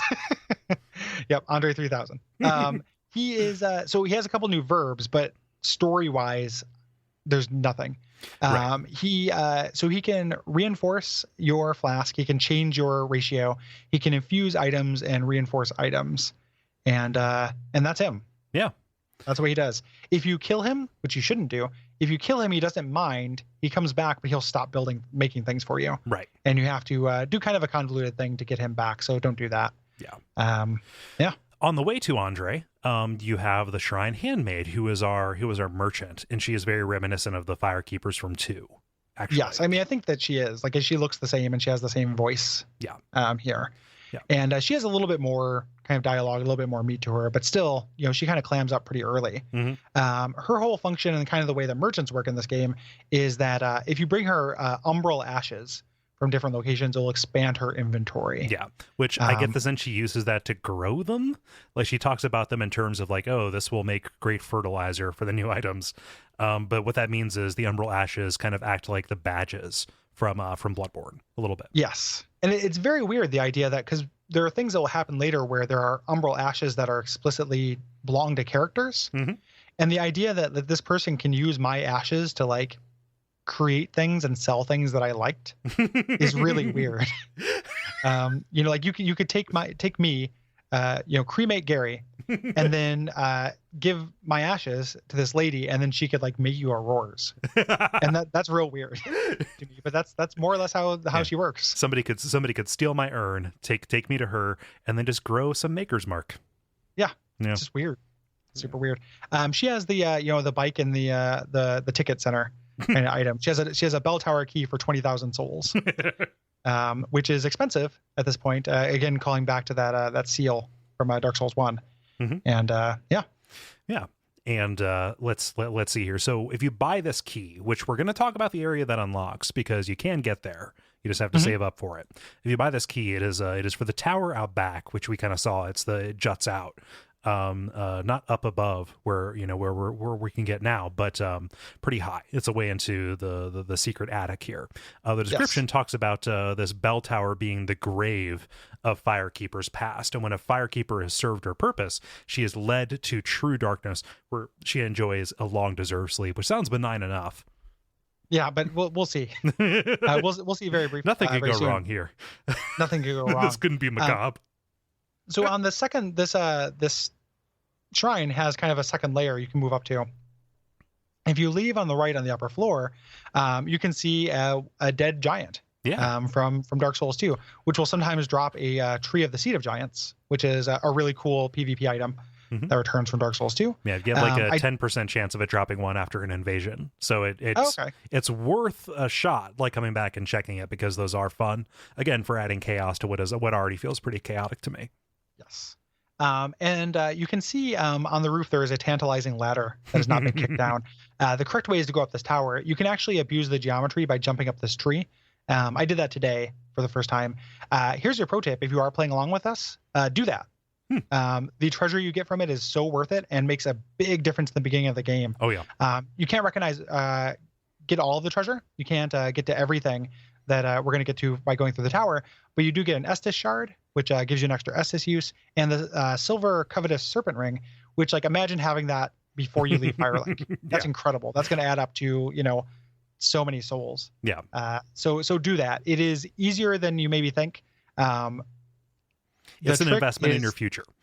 Yes. Angle yourself at about 45 degrees from the roof and run up the tree at the joint of the roots towards the roof. Don't try to run away from the tree and then turn in. That way madness lies. So towards the roof at the joint of the two roots, like at the junction of the Y, and you will get up there. Yeah. Can you find a video of that to put in the show notes? Yeah. Cool. Yeah. I mean, I'll try to find a useful one. Like the first video I saw, which I think was Vadi's video on it, the way he did it was kind of turning mid run, and that didn't work for me. Okay. I had to find a different one. So I'll see if I can find one that shows my method. Yeah. Yeah. But yeah, you can use the key to unlock this tower, and you go up a spiral staircase, and then you can cross over back to the main building. This takes you to a bell tower, which is definitely the bell from the opening cinematic. Like the bell that tolls to call the lords back is over top of Firelink Shrine. Beneath the knocker of the bell, you find a Firekeeper soul. Yes. And this is no longer a consumable like it was in Dark Souls 1. This is actually something that you can give to the Firekeeper as an item to get a little bit more dialogue and let her absorb something called your dark sigils, which is something we don't like is a poorly explained mechanic. As poorly explained as humanity is in Dark Souls 1, hollowing is in this game. Yeah. And we will get to it when it becomes a factor and we can do it. Yeah. Which will be in very soon, like two more areas. Yeah. But yeah, this the description here is kind of interesting. This is a soul of a Firekeeper who is said to have returned from the abyss. This Firekeeper preserves the bonfire and serves as champion. She is said to have soothed and accepted the dark sigil, which has tainted her soul, and yet her soul one day embed itself in the bosom of another Firekeeper. Yeah. So like we know who it's going to embed itself in. I don't know who this is. Neither do I. My closest guess was the Emerald Herald, but that's maybe. Yeah. I mean, I don't know that there's not a whole lot of abyss stuff with her in 2. Yeah. It's just because we don't have very many, Firekeepers we know about. And none of them are closely related to the abyss. Right. So I don't know who this is supposed to be. Yeah. And it's in contrast because we're going to find another item that specifically talks about a Firekeeper, and I do know who that's supposed to be. So, yeah. Yeah. So this is, very much like it could be just another hero, like, somebody from ages past who, it's not supposed to represent anybody we know. But Dark Souls 3 doesn't waste any opportunity to say, hey, remember when. Yeah. So that's why that's why this is giving me fits. Yeah. This is the exception in that it references something new. Yeah. There's this little bridge that we cross there. We can actually jump down to get on the roof, and we can kick down a ladder that provides a shortcut to our crows for this game, which I think are very funny. Yeah. So they're up there in the rafters. You find the nest. Their names are Pickle Pea and Pumper Rum, which I constantly say Pumper Rump. Oh yeah. But I got this from the Fextra Life wiki, but that's a reference to a poem by James Reeves called the Ceremonial Band, and those names are supposed to represent the sounds of a piccolo, that is Pickle Pea, which just sounds horribly obscene, and then Pumper Rump, which is supposed to sound like a drum, also obscene. Pickle Pea. like when my mom was pregnant with me, she had a craving for Pickle Pea. Oh. And used to drink jars of it. It is so these guys, it is kind of a downgrade, I feel like, from the last Crows because there's nothing to indicate what they want. Right. This is straight up Demon Souls style, like make some guesses or just give up and look at the wiki because this is tedious as shit. I mean, it happens immediately, like in Dark Souls 2. It's not like you have to reset the game like you did in Demon Souls, but it's not like shiny and smooth, which was nice because I know what things are shiny and smooth. Yeah. And it would always have that in the item description to help you. Here, it's like, I don't know what items recall a Pickle Pea. Yeah. So Dark Souls 2 is kind of like a slot machine. You just had certain items that gave you a better chance of getting better stuff out of them. But like you could give them something and then just get like the old whip, which would change your game. Here it is like Dark Souls 1, where certain items map to certain things, and a bunch of this is pretty good stuff. Yeah, and a lot of it is like kind of weird hidden fan servicey stuff too. Yeah. like just like armor that you maybe don't want to wear but looks familiar, so that feels good. Yeah. Look up a guide. Yep. Like just look it up online and just see if there's anything you want and then work for it. Go into incognito mode before you put in pump or ump. Yes. Yeah. or pickle pea. Because pickles kind of look like at the far end of this thing when you get in there. So there's you can get up in the roof first. There's these rafters that you get in when you're inside. That's where you get the Estus shard. At the end of these rafters, there is an illusory wall that people put notes by, which is very useful. And that's how you go down and get the covetous silver serpent ring, which is just amazing to get that right off the game. And there's an elevator that goes down. But there is kind of like a little glowing soul item that teaches you that you can go down from here rather than take the elevator and find some hidden stuff. Yeah. So the elevator is actually one that goes up to the bell tower. You're correct. This is looking off of the walkway that leads to the elevator, you kind of see this big drop. It's this gigantic shaft that's kind of similar to like 2-2 a little bit. Except you see some items that tell you, hey, you can probably make this drop. I didn't make this drop until much later because these are very small targets to hit. Yeah. I didn't come here until I could afford the key, but you can, just run. So the trick, like a lot of the things in Dark Souls where you're trying to get to something below you, the trick is to run off the ledge rather than jump off the ledge. Yeah. So if you run off the ledge pointing at the right space here, you'll land on it. It is a deadly fall if you don't make it though. Yeah. This game has kind of harsher fall damage than 1, but not quite as harsh as 2, which is ameliorated by the fact that there's no silver cat ring that I could find. There is a spell that's fall control that the assassin class starts with, but so falling is a thing. The item that you see kind of in the outcropping there is the Firekeeper set, which alludes to kind of the nature of these Firekeepers. They are kind of robbed of light in order to be the vessel for these souls, right, for their champions, and only people who cherish the writhing, searing darkness were given the keeper's black attire. Yes, you head down to the bottom, and this is where there are just dozens of Firekeeper skeletons. Yep, just stacked like cordwood. So that dignified end that they have, where they're led into to beautiful, peaceful slumber, really just means getting kicked down this down the corpse chute. Yeah. Go die down here. Go break all your bones. And you get another really useful ring for the early game, the Estus ring, which increases the potency of your swigs. And this is, we actually do know this. This ring was entrusted to a certain Firekeeper, but in the end, she never met her champion, and the ensuing tragic farce became a favorite tale of the masses, which is a great description. But we also know who this is. Yeah. Which should we say that now, or should we say it later? We should say it now. Okay. This is the Firekeeper. So Udex, he's guarding because he missed a bell. He was in our situation. He overslept. And this was his Firekeeper, was going to be his Firekeeper. And she kind of waited forever. Yeah. She never met her champion because he missed the bell. And she just died in the corpse pit. So. Poor her. Yeah. This is one of the few things we know about good old Udex. Yeah. So. Yeah. And then from this side, you can open up the door and get killed by the Swordmaster if you didn't kill him. Yes. Yep. And there is some stuff that can happen with this shortcut if you come here later, which we'll talk about when we get to the NPC that's involved with that. Yeah. Should we mention real briefly, and this probably would have made more sense earlier in the episode, should we talk about classes real quick? Yes, we should. We don't have to go through all of them, but it's worth mentioning. So they're the general classes, but they've kind of made some combinations that are interesting. The kind of range class is rolled into the thief. Now the thief starts with a bow. There is an explicit cleric fighter and magic, mage fighter class now. The assassin and the herald. Yeah, which is good. The assassin I've had fun playing around with. The herald feels like too much of a compromise to me, like in terms of like what you can. I would much rather take a regular cleric and then get her to fight rather than have the cleric side compromised. Well, the herald, like, who can't, so the herald starts with a weaker heal, but the herald is like the ultimate super defense class because you start with a 100% block shield and you start with a halberd, I think, so you can attack with your shield up. Oh well. I think the idea behind that is it's the the real easy mode. Like you can heal and you can block all the time. Yeah. The assassin class, on the other hand, is kind of like a hard mode thing.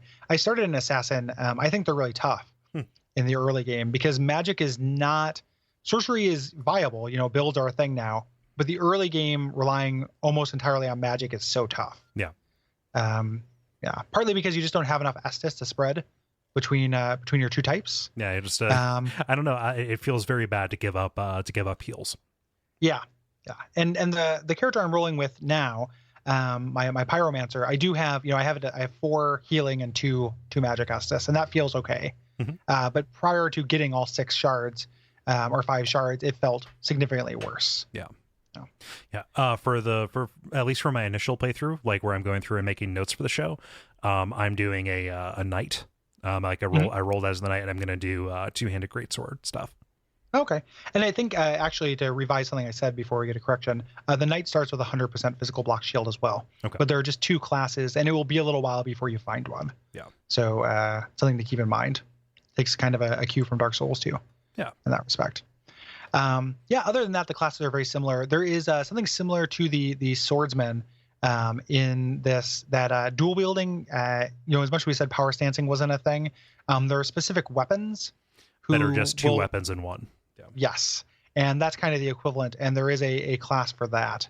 The name is escaping me. It's not a highwayman. It's like bandit or something like that. It's something kind of similar. Yeah. Yeah. Mercenary, I think. Yeah, something similar to that. Yeah. Other than that, the classes are largely the same. Just having those hybrids built in, though, is pretty neat. Mm-hmm. I think. Yeah. Yeah, and it was good to be able to start as a pyromancer again. Yeah, even if it doesn't start as soul level 1 with like increased stats. Yeah. Like it did in Dark Souls 1. It's no longer explicitly easy mode, even though it is a really good choice. Yeah. For a first character. My first character I ran through as a warrior on my first build, but pyromancer all the way this time. Yeah. So. Yep. So Gary, what are we doing next time? Next time we are talking about the High Wall of Lothric. We're just going to warp there. We're not going to walk there, so I have no idea where it exists in relation to this. And we're going to be joined by guests. I have the people who I think are going to be on, but I haven't had confirmation yet, so I'm not mentioning it. Yeah. And from now on, we're going to be proceeding through the game. Kind of in order. So up to a point, we're going to be able to kind of say like what's going to be next. I'm kind of hesitant. I figure if I put like a bullet pointed list of all the areas we're going to be doing for the next 3 episodes, people are going to be upset that I reveal what's there. But because the game proceeds so linearly, just kind of you can take a guess at what's going to come next. Or we know like what's coming up. And if you have any thoughts about areas that are in proximity to this, temporally or what have you, you can write in to Duckfeed.tv/contact. Go there, press the button, and that creates a form that emails in. A lot of people have written in, and we definitely favor brevity and novelty over kind of general reviews or walkthroughs of an area. Yes. Yeah. One thing about that, the spoiler policy, which I want to stick to, but if an area name from 3 areas ahead is going to offend you, like you're playing at a glacial pace. Yeah. Like I think people do play along with us, but that's, you're playing like 2 hours a week. Yeah. Like that's really, really slow. I don't think there's that many people. It's just some people just don't pick it up very much. So we're not going to please everybody. Just, again, this is a Dark Souls podcast. There's going to be some Dark Souls information. Yeah. So just throwing that out there. If you like this show and you want to help us out and you want to support it, the best possible way to do that is to go to patreon.com/Duckfeed.tv. You can donate, even as little as $1 a month makes a big difference. I know that's a cliche, but it is true. Mm-hmm. And if you can bump that up to $2, you get access to our Slack channel, which is a super fun chat room and is full of Dark Souls experts. And you're puzzling out lore shit. Like that's a place where that's happening. So if you want to be part of that discussion as we do it live, like that is the place to do it. Yeah. And also by supporting that Patreon, you help us do new shows. So if you're just listening to this, if you're new to this show, we are part of a network. It is called Duckfeed.tv, and we have other shows dedicated to mostly video games, some comedy stuff, but we have other kinds of shows on the table as goals, and we're looking to expand this. And so you contributing your hard-earned money helps us dedicate more time to doing kind of in-depth dives on different topics like this. And you should check out those other shows that we do now. Yeah, I think that if you like this, you will like those as well. Mm-hmm. Yeah, there's like Watch Out for Fireballs, which is pretty similar to this, like a book club kind of thing.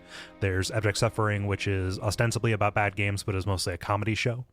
Mm-hmm. Yeah, and then if you are into modern video games, the level is the kind of video game roundtable show that we do. Yeah, if and you're then, into we have indie games, we have Check It Out Comrade, which is about modern indie games. Yeah. Yep. And and then we have some comedy stuff as well.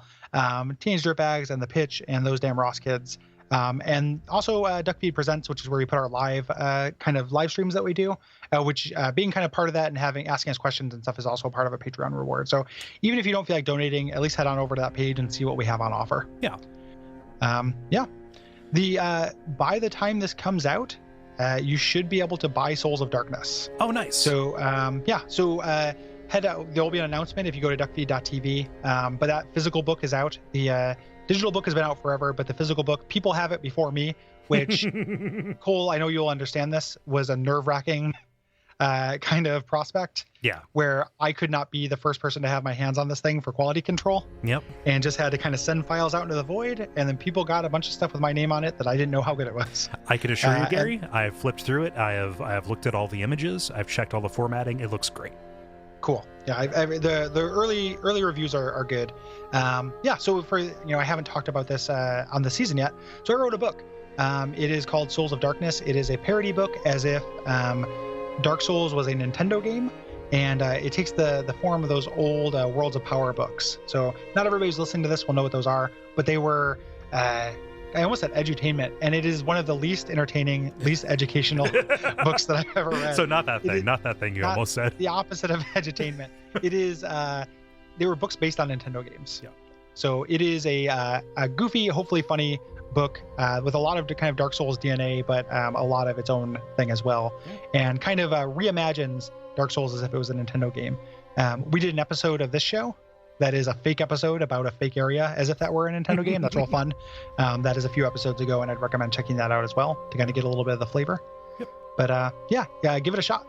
Yep. You should be able to buy it in many places. Keep an eye out on social media and at Duckfeed.tv, and we'll have a blog or an announcement when that is ready for sale. Yeah. And so if you kind of are curious about other stuff that's like this, we've kind of rattled off a lot of things. Every week I do kind of a news post at duckfeed.tv/news where you can see kind of a list of all the stuff that came out across the network, and then special things like polls or t-shirt announcements, stuff like that. Subscribing to that in your RSS or watching for that on Twitter at Duckfeed.tv is a good way to, see when something like Souls of Darkness goes on sale. Mm-hmm. And if you're unable to support us financially or anything, ratings and reviews on iTunes are hugely important. Yeah. We had the feather in our cap of sitting in Giant Bomb's chair for a little bit, where we got to be the #1 video game podcast on iTunes, which is really crazy. That is all thanks to every one of you who went out and rated and reviewed. Like that was yes. we asked specifically for that to happen. Like when the First Impressions episode came out, we were ranked pretty highly, and then we made that push, and wow, the system does kind of work a little bit. I mean, it works at what it does. What it actually does is kind of confusing. Right. It does let more people see the show, but the metrics are really strange alchemy for that. So we're under no illusion that we're going to stay in that spot, or that we did stay in that spot. But again, it was fun to sit in Giant Bomb's chair for a little bit. Yeah. And that's all thanks to you guys. And that continued support is really important, because the one thing we know that it does, even if we don't know how it works, is it means more people see the show. Yeah. So it shows up in suggestions. It shows up on the hot what's hot page for people cruising for hot podcast or hot podcasters. We have a chance of maybe showing up on the front page. Yeah. And it just it just helps in general. And if you can't do that, or if you don't want to do that, if you're not an iTunes person, which I understand, tweeting about it or telling your friends is also really hugely important. Yeah. So those are all things you can do that help out quite a bit. Mm-hmm.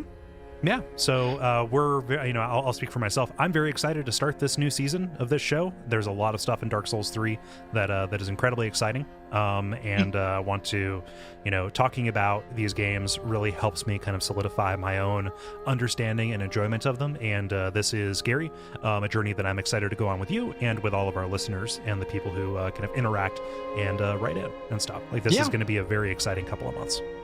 Yeah, absolutely. This is the thing. If you could not tell from me being a little bit tongue-tied or a little bit discombobulated this episode, I had kind of a rough last 48 hours or so, and I was looking forward to doing this because this is my favorite way to really engage with these games, is trying to puzzle them out after the fact and developing and growing that seedbed of kind of theorizing and stuff. And a lot of that is almost all of that is directly resultant of this show. Yeah. Because of the people that the show has brought to me, and you, Cole, and being able to have that conversation. So that was like the shining, silver lining I've been looking forward to during this. So it is great, and I'm just now kind of poking into it, and it's really cool. Like I have that feeling that I had the entire time of playing it, of just like that pregnancy feeling of like I'm pregnant with takes. Yep. And I want to run these takes by people and get these takes modified. Hey Gary, how hot is this take? Most of my takes, they're kind of ashen takes, I imagine, but I'm trying to turn them into Estus takes. Like I want to have a healing take, because right now I don't feel that confident in my takes, but I want to get my takes up to par. Yeah, at least room temperature takes is what I want. Yes, yep. If I can get to room temperature take, then I'll have succeeded. So if you want to hear those takes, keep listening. We really appreciate you listening so far, and we'll see you next week with your thoughts on these first two areas. Cole, what should they do until next time? Well, you should retreat into a darkness beyond the reach of flame. 100%. Good advice in real life and in Dark Souls. Umbasa. Umbasa.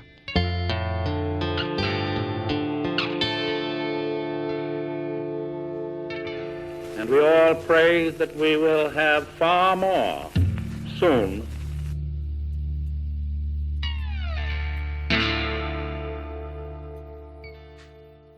Clambasa. That's a refreshing drink. You can buy clam juice in the store. Yeah. Have you seen that? Crab juice too. Yes. I mean, clam juice is like, it's a Clamato thing, right? Or a Caesar? Yeah. Can you actually buy crab juice? That's a Simpsons joke. No, it's a Simpsons joke. I'm sure. Okay. You said it like it's ridiculous that one of those is the cartoon goof and one of them is something that old people buy at the grocery store. Yep.